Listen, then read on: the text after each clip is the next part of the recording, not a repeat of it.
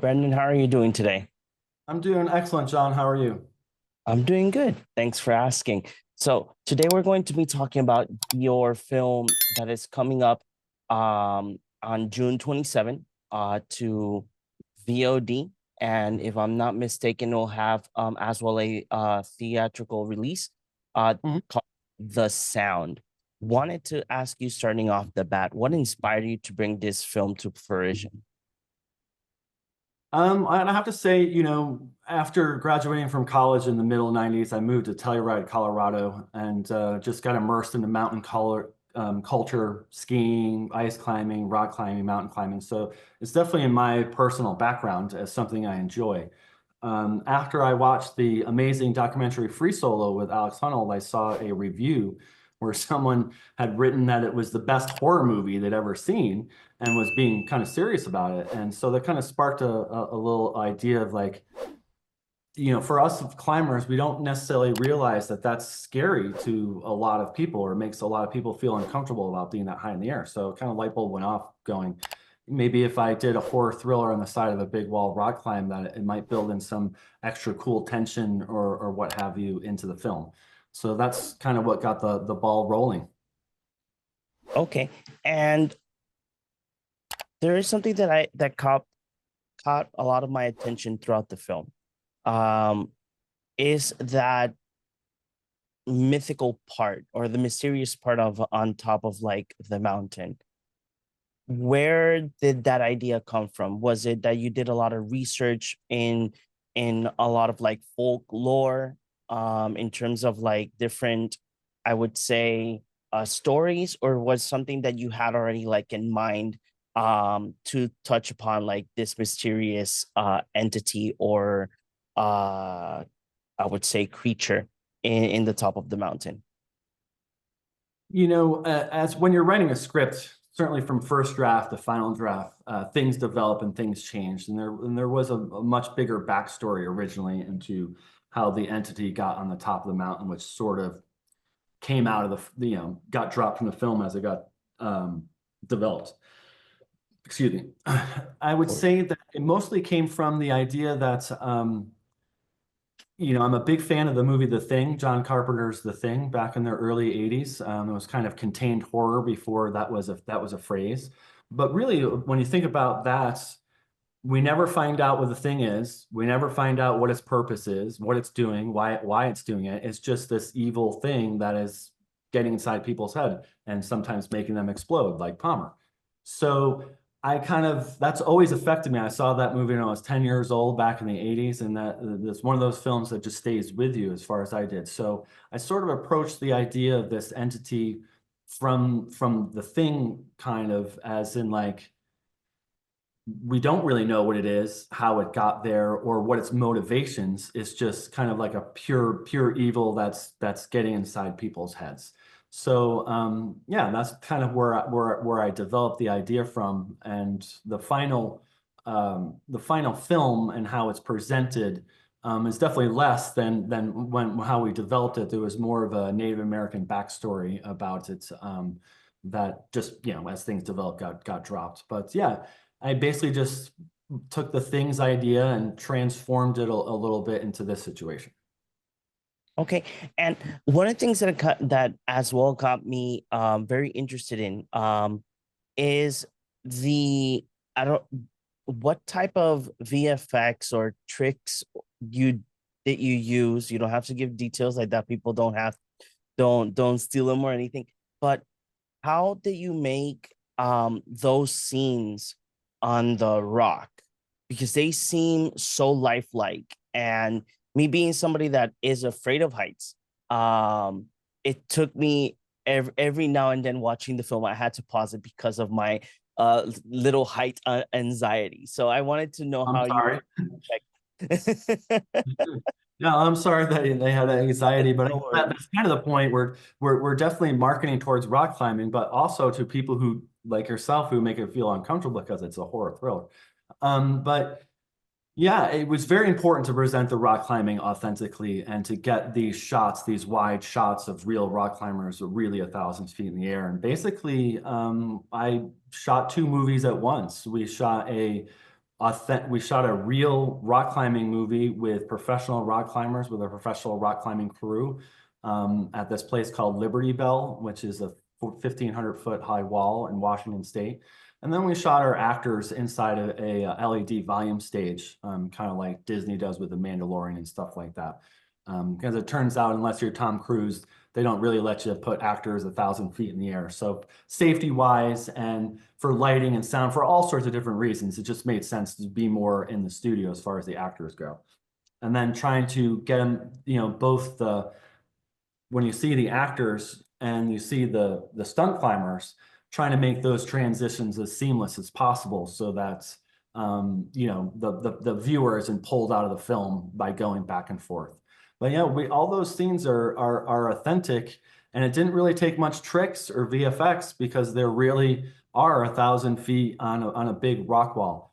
Now, the film does have over 400 VFX shots, which isn't a lot for a Marvel film, but for a smaller independent film, that is a lot of VFX shots, mostly taking out safety ropes, safety wires, things of that nature. Everybody was secure, right? Especially in the scenes, when I guess the clip is out now, I can talk about it. When the guy is climbing downwards like a spider, right? There's a lot of VFX going behind that to take out the ropes that are holding him up and stuff like that. But we didn't use a ton of tricks because we were actually shooting them outside on real rock, which was a challenge in itself. Well, that is amazing. And wanted to know, were there any challenges? Because now the fact that you mentioned that you recorded the climbers first, and then you made like the secondary film, like you mentioned, the actual film with the actors. Were there any challenges between both sides? Yeah, definitely trying to match up wardrobes was a challenge because at some point it's hard to dictate what a professional climber has to wear when they are really 1,000 feet in the air, right? Safety has got to be paramount in projects like this. And certainly, while a different sort of tragedy, the tragedy that happened with Rust, wasn't too far ahead of, when we shot this film. And so safety was our number one concern with everything, obviously, when you have people who are literally risking their lives for a film. And so in that regard, some of the things that the actors wore inside the studio, I didn't feel like I could dictate someone who was really 1,000 feet in the air that needed to have their own shoes and their own harness, so to speak, their own equipment to make themselves comfortable. That led us to going back into post and fixing things like colors of helmets, colors of harnesses, colors of shoes, right? To match up what the stunt climbers were doing to what the actors did in the studio. Because yeah, at this point, you're right. I'm just not going to tell somebody who's 1,000 feet in the air, oh, no, you've got to use these shoes because the actor used them, right? They get to use whatever equipment they wanted. So there was a little bit of challenge matching it up. And of course, the lighting, there's a lot of challenges when you're trying to match up two different shooting environments. But hopefully we did a good enough job that the audience feels like everything is pretty seamless. If I got anxiety just watching the film, yeah, I think that they will have a very great experience. Awesome. I'm sorry about your anxiety, but also No glad. worries. No worries, no worries. It happened to me in another film. But in this case, my wife was with me.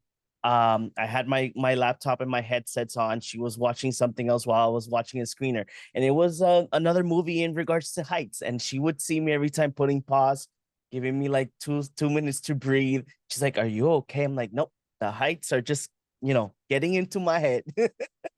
Was that movie Fall? Yes. Not hard to pick out. Yeah. So is there any chance, Brendan? You mentioned that there was more backstory in regards to the entity, and how it got there.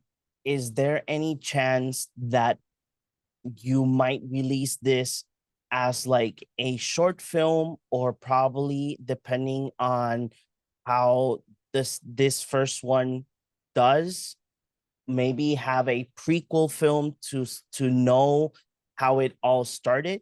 because I'm not giving that much details, but when the film starts, there is a specific date and time before present day.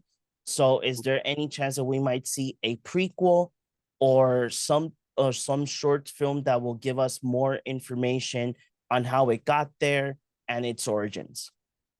The short answer is yes. There is a script written for a sequel, and it definitely dives more into what that entity is, what its purpose, how it got there, and there are scenes that explain all of it.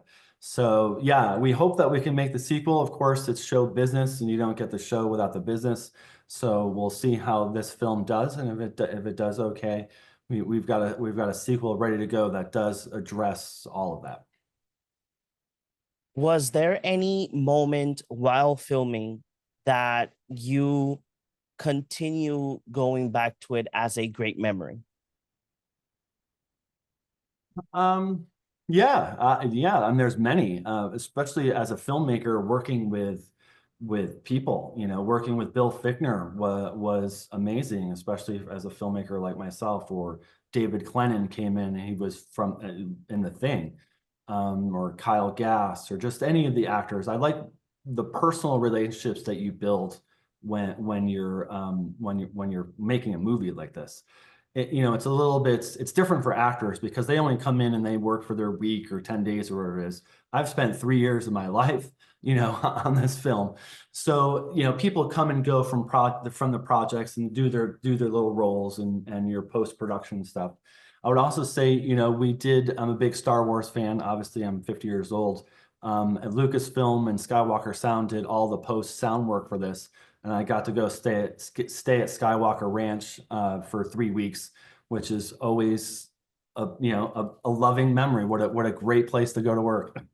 So I would say, yeah, spending 3 weeks at the Skywalker Ranch in Marin County, what was definitely a highlight. That's amazing. And I had the question right there and it went away. But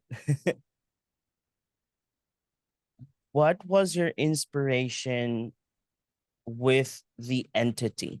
Because you mentioned the thing and you mentioned other things that have connected you with this creature or entity. But Mhm. where was that main inspiration? Because for me, my experience with it, me being somebody that loves H.P. Lovecraft, it had all of the notations of madness what H.P. Lovecraft brings into his stories. But where was your main inspiration for creating this entity? Well, certainly I can appreciate the Lovecraft reference. I'm certainly almost the grandfather of sci-fi in this kind of style. So certainly inspiration there. I can almost tell you precisely where I was. I was on Route 99 outside of Fresno, California, driving back from the Skywalker Ranch where I had done a previous project. And I've always been a sound person. I was a roadie for a while, way back when I was young, working with bands and being on tour and living on tour bus and stuff like that. I'm really big into music in myself and my personal life, and just like sounds. I like sound waves. I like the technical thing about it. And I was driving along Route 99 and it just kind of popped in my head, what if there was a villain that existed just as a sound wave, and that's just how it was. And when these ideas pop in your head as a filmmaker, one, you get the idea, and then immediately you pivot to, can I actually film that with the budgets that I have? I think a lot of first-time screenwriters kind of make the mistake of not writing their screenplay to a budget, right? I can write a screenplay that can be filmed for $200 million, or I can write a screenplay that can be filmed for $2 million, right? And there's a big difference between the two. So after I thought of that idea, I was like, well, how do I film that? And the more I thought about it, the more it became more of a reality. It's like, oh, well, I don't have to cast an actor. So that helps out. I don't have to direct something like this. It's unseen. So it just helped into that kind of, as we were talking about the thing, right? We never see the alien entity in the thing. It's always taking over people. We don't know what it is actually. Is it a piece of bacteria? Is it a virus? Is it light? Is it where we don't know what it is? And in this case, I wanted something that could bounce around between, the characters, without taking a physical form, and that just made sense to me to make it a sound wave. Okay, that's Yeah, amazing. yeah, we needed a little background too, so that's where at the top, without giving much away, in how the top came to be, of like of a central point where the story had to kind of converge on, as how that kind of came to be too. You mentioned something very interesting in regards to budgeting. You mentioned doing a screenplay for 200 million from 200 million, or maybe do a screenplay where 2 million as a budget is fine. My question comes into the recent film that came out a couple of I would say like 4 days ago, How to Train Your Dragon. It was made in with a budget of 150 million, and it's now breaking box office records. Do you think that there is a bigger chance where films like The Sound, in between other indie films, can be made in these 2 million, 1 million budgets and be successful? I mean, yes, the short answer is yes, but it also depends on what your definition of success is, right? People, it's an interesting time in the business because it's never been easier to make content, right? Especially with some of the AI programs that are coming out, and how great that's going to be. So like, it's really easy to make content right now, but it's never been harder to monetize that content, which is a whole different thing, right? So yeah, absolutely. Independent films around this budget level can be successful. It just depends on what you're measuring that success. Okay. Not everybody, some people have this idea of like they're going to be the next Paranormal Activity. Well, no, you're not, right? That was a one-time thing. It was a movie that cost $28,000 that made $250 million. Do I think that sort of possible that opportunity exists anymore? I do not. I don't think that we're going to see a film that costs $30,000 break out for $250 million at this day and age. I think that the streaming market has taken a lot of that away, because to make those kind of money, you have to have a wide theatrical release. Mhm. And films like this and this budget level just aren't getting a wide theatrical release. And so, yeah, it kind of puts a little damper on your success ceiling. If you're in 4,000 theaters, sure, you can try to bring in $100 million. But when you're in 100 theaters, you're limited to it. So it's not because these movies aren't capable of making that much money, because they're good. And you look at a movie like Fall that we've talked about. I think Mhm. Fall, it's always tough to know what numbers are. I think Lionsgate reported somewhere around $25 million for Fall, off a $2 to $3 million budget. To me, that is a smashing success. That's what I would. That's this day and age of what we're looking at as far as success. If you can get some sort of around a 10 times multiple on your budget, that's a success for indie filmmaking. And almost these day and age, it's even breaking even on an indie project is a success, because that'll allow you to make another film. The reality is, not to get too depressing, but like 97% of first-time filmmakers do not make another film. And that's because that first film didn't make any money, and they can't raise any more money to make films. So it's, unless you have the money to put behind these projects, you can't make films. And nobody is backing projects right now that isn't based on strong IP, comic books, sequels, reboots, right? Those are the kind of things that are getting released out in theaters. It's nice to see something like Sinners, do extremely well. But when you look at how much they spent on Sinners, that's not an independent movie, right? That's an $80 million budgeted film. So I guess it's a long way to answer your question of, yes, I do think it's possible, but with the asterisk being that the Blair Witch Project, the Paranormal Activity, these typical success stories off of micro budgets that made hundreds of millions of dollars, I think that ship has sailed. Okay. And Brendan, this would be my last question for you today. Very simple question.